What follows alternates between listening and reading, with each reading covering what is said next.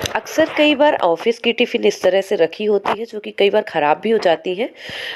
Scratches वगैरह लग जाते हैं जो कि इस तरह होती हैं कि अब इन्हें कहीं भी ले जाया नहीं जा सकता है। तो ऐसे ही स्टोर में अगर आपके यहाँ पड़ी है तो आप इनका एक तरीके से यूज़ कर सकते हैं, क्योंकि इनके जो अंदर का जो टिफ़िन होती है वो स्टील की होती है। तो अगर एक तरह से यूज़ करना चाहें अगर आप इसे, तो इस तरह से यूज़ कर सकते हैं। तो इसका जो ऊपरी पार्ट है वो हमने अलग कर दिया, और जो ये टिफ़िन है इसका स्टैंड था वो भी अलग कर दिया है। तो इसमें आप जैसे जो बचे हुए लंच वगैरह है, जो भी खाना खाने के बाद थोड़ा बहुत बच जाता है, तो उनको इस तरह से टिफ़िन में आप स्टोर कर सकते हैं। चावल, दाल इस टाइप से जो भी बच जाता है। तो देखिए इस तरह से रखने पर भी ना ज़्यादा जगह नहीं लेता, स्पेस नहीं लेता। एक प्लेटफ़ॉर्म के एक साइड पे भी आप इस तरह से लगा के रखते हैं, एक के ऊपर एक ये अच्छे से रख सकते हैं। इससे स्पेस भी कम लगता है और टिफ़िन भी यूज़ में आ जाती है। जब भी हम नाइफ को कई दिनों से यूज़ कर रहे होते हैं तो इसकी शार्पनेस जो है वो अक्सर ख़त्म हो जाया करती है। फिर जब भी हम कोई वेजिटेबल काटते हैं या तो वो प्रॉपर शेप में नहीं कटते हैं या भी बहुत ज़्यादा ज़ोर लगाना पड़ता है। और फिर हम क्या करते हैं, फिर हम मतलब नई-नई नाइफ़्स खरीदते रहते हैं और इस तरह से नाइफ़ की ढेर घरों में लग जाती है। तो अब इसे आप घर पे ही इसे सही तरीके से साफ़ करने का एक तरीका बता रही हूँ मैं। तो वोन चाइना का कप ले सकते हैं, उसको उल्टा कर लीजिए और कहीं भी साइड पे इसको इस तरह से घिसना है। एटलीस्ट 5 मिनट 10 मिनट्स तक आप इसको घिसिए और आप देखेंगे कि आपका इससे कप तो बिल्कुल भी ख़राब नहीं होगा। पहली चीज़ मैं आपको यहाँ पे ये बता दूँ कि कप में बिल्कुल भी स्क्रैच नहीं लगेगा। लेकिन जो ये नाइफ़ है ना, वो अच्छी खासी आपकी शार्प भी हो जाएगी, जिससे आप वेजिटेबल काटने में आसानी हो जाएगी। तो अभी मैंने इसको सही कर दिया। अब मैं इसको डिफ़रेंस दिखाती हूँ आपको। पहला वाला जब मैंने कट किया टमाटो तो काफ़ी ज़्यादा मुझे ज़ोर लगाना पड़ा, और सेम नाइफ़ से मैं इसको बहुत ही अच्छे से आराम से देखिए इस तरह से कर पा रही हूँ। तो इस तरह से आप भी अगर घर में परेशान हैं, नाइफ़ नहीं चल रही है, तो इस ट्रिक का ज़रूर यूज़ करिए। वेजिटेबल हम सभी घर में स्टोर करते हैं। कई डिफरेंट डिफरेंट टाइप की वेजिटेबल जब भी हम एक बास्केट में रखते हैं तो काफ़ी ज़्यादा वो मिक्स हो जाया करती है। फ्रिज में भी रखते हैं तो ये काफ़ी ज़्यादा मिक्स हो जाती है, और जब ढूंढते हैं तो कई बार छूट भी जाया करती हैं जैसे।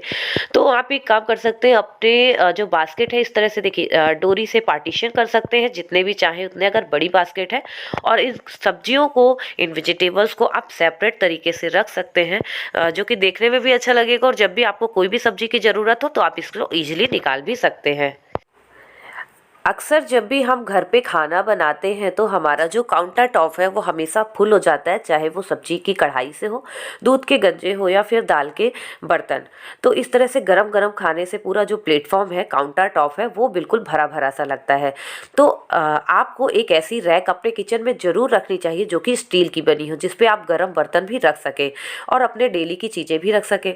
तो जो भी जैसे गंजे हो गए गरम, और कोई भी ऐसा बर्तन हो एकदम से गरम गरम है और खाना आपने बनाया है, तो काउंटर टॉप पे ना रख के आप इस पे रख सकते हैं। तो प्लास्टिक की अगर रखेंगे तो थोड़ा सा जलने का डर रहता है, तो इसीलिए मैं बोल रही हूँ कि अगर आप लेने वाले तो स्टील का ज़रूर लीजिएगा। इससे आपका देखिए काउंटर टॉप भी एकदम से खाली खाली रहेगा और एक कॉर्नर पे पूरी रैक पे आप गरम खाना रख सकते हैं। घर में जब कुछ सामान आता है तो अक्सर कार्डबोर्ड के बॉक्सेस में पैक होके आते हैं। लेकिन अगर ये कार्डबोर्ड के बॉक्सेस थोड़े से मजबूत हो तो आप इनसे तरह तरह के ऑर्गेनाइजर बना सकते हैं। तो इस तरह से जैसे किचन के लिए मैंने यहाँ पे आपको दिखा रही हूँ कि नैपकिन का ऑर्गेनाइजर बहुत यूज़फुल है। इस तरह से बना सकते हैं, ऊपर आप ओपन कर दीजिए और नीचे से थोड़ा सा स्पेस खोल दीजिए। तो इस तरह से जब भी आप नैपकिन धोएंगे ऊपर से डालते जाइए वॉश करके, और नीचे जब भी आपको यूज़ हो नीचे से निकालते जाइए। इस तरह से रखने में थोड़ा सा आसान हो जाता है, स्पेस कम लेता है और आपका किचन भी सुंदर लगता है। पोहे एक ऐसा नाश्ता है जो कि इंडियन घरों में अक्सर बनाया जाता है। ये बहुत ही ज़्यादा हेल्दी नाश्ता है, और इसकी खास बात यह है कि अगर आपके घर में 20 लोग भी एक साथ आ जाएं तो पोहा बहुत ही आसानी से आप बना सकते हैं। और सबसे खास बात यह कि एक साथ बन जाता है और एक साथ आप इसे सर्व भी कर सकते हैं। लेकिन अगर ये कम क्वांटिटी में बनाया जाता है तो ये बहुत अच्छे से हम बना लेते हैं। अगर 4-6 लोगों के लिए बनाना हो तो ईजिली बन जाता है। लेकिन अगर यही क्वांटिटी बढ़ जाती है तो कई बार पोहे जो हैं वो गीले हो जाते हैं। तो मैं आज आपको बताने वाली हूँ कि अगर 20 लोग भी आपके घर में आ जाएं तो कैसे आप पोहा बनाएं कि गीला बिल्कुल भी नहीं होगा। तो आपको क्या करना है, पोहे को अच्छे से धुल लेना है। पोहे में अक्सर आप देखेंगे जब एक पानी से धुलते थोड़ा सा गंदा सा हो जाता है। तो सबसे पहले तो आप इसको 2 पानी से धुलिए, और इसको बस 2 मिनट भी नहीं, बस इसको डिप करके रखना है आपको 1 मिनट तक।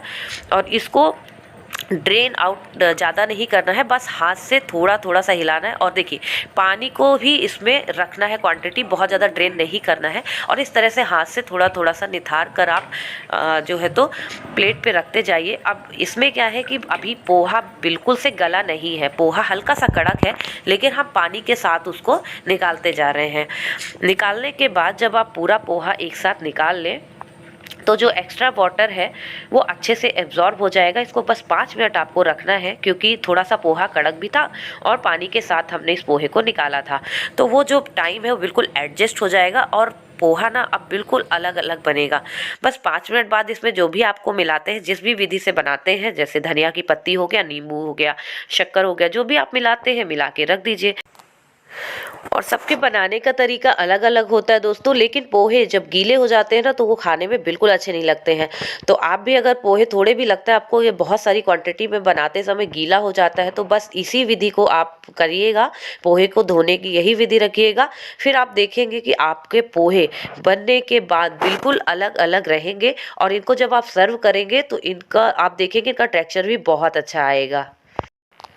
दोस्तों अक्सर कोई भी पार्टी होती है घर पे, तो जब इस तरह से बुके आते हैं तो आप उनका क्या करते हैं, तो आज मैं खास आपको इसका उपयोग बताने वाली हूँ। तो आप क्या कर सकते हैं, जो जैसे 2-3 दिन तो ये अच्छे ही लगते हैं ऐसे रखने में ही, लेकिन उसके बाद जब इनके फ्लावर सूख जाते हैं तो अक्सर लोग इनको फेंक दे करते हैं।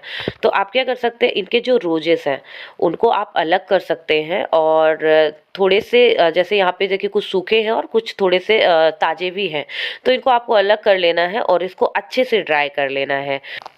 ड्राई करने के लिए आप इन्हें डायरेक्ट धूप पे मत रखिएगा, एक कॉटन का कपड़ा ढक के फिर रखिएगा, ताकि इसके ऊपर बहुत ज़्यादा डस्ट वगैरह ऐसे ना लगे। और इसके बाद जब ये अच्छे से ड्राई हो जाए और तो इसको आप मिक्सी में डालकर पीस सकते हैं। और अच्छे से जब ये बारीक हो जाए तो इसे आप अपने फेस पे अप्लाई कर सकते हैं। फेस पे अप्लाई करने के 2 तरीके हैं।